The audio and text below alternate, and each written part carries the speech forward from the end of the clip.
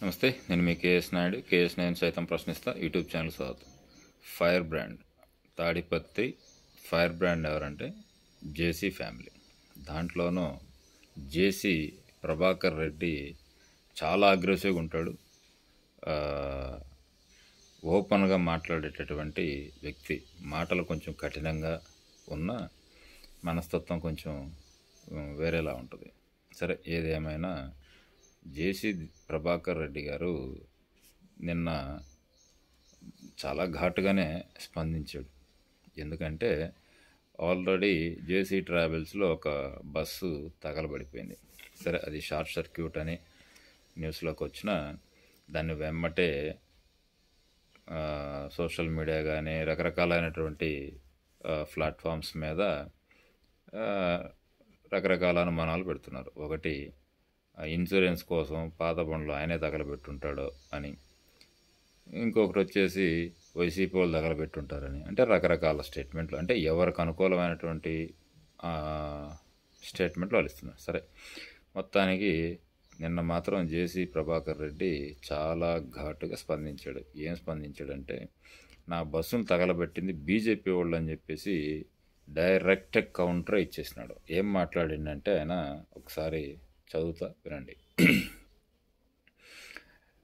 అనంతపురంలో జేసీ ప్రభాకర్ రెడ్డికి చెందినటువంటి బస్సులు తెల్లవారుజామున అగ్ని ప్రమాదానికి గురైనటువంటి విషయం అందరికీ తెలిసిందే. ఈ ఘటనపై జేసీ ప్రభాకర్ రెడ్డి స్పందిస్తూ తాడిపత్రి మీడియాతో ఒక మాట అన్నాడు.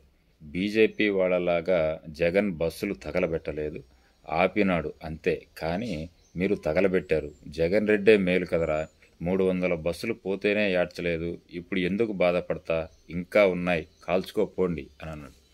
అంటే జగన్మోహన్ రెడ్డి సీఎం అయిన తర్వాత జేసీ ట్రావెల్స్ మీద మెరుపు దాడి జరిగింది వాస్తవం. సో ఆ సందర్భంలో జేసీ అసలు యాక్చువల్గా జేసీ వాళ్ళకి జగన్ వాళ్ళకి గొడవ కూడా అదే అనుకుంటున్నా తెలిసి. ఆ సందర్భంలో చాలా బస్సులు పర్మిట్లు లేవని, కొన్ని డాక్యుమెంట్స్ లేవని, అంటే ఒకే నెంబర్ ప్లేట్ మీద డిఫరెంట్ వెహికల్స్ తిరుగుతున్నాయని చాలా అలిగేషన్స్ మీద బండ్లన్నీ ఆపేసిండు అంతే.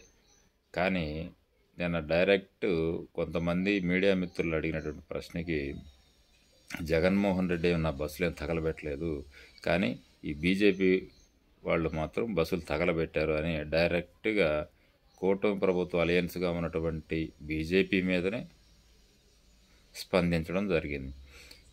ఏది ఏమైనా బస్సులు తగలబడడం అనేది అది ప్రకృతి వైపరీత్యం లేకపోతే ఇంకోటి అనేది భగవంతుడికి తెలియాలి. కాబట్టి ఆ వెహికల్కి ఇన్సూరెన్స్ ఉంటుంది, అది ఆయన సేవ్ అవుతాడు. కానీ రాజకీయ లబ్ధి కోసం ఒకరి మీద స్టేట్మెంట్లు ఇస్తే ఇలానే ఉంటుంది.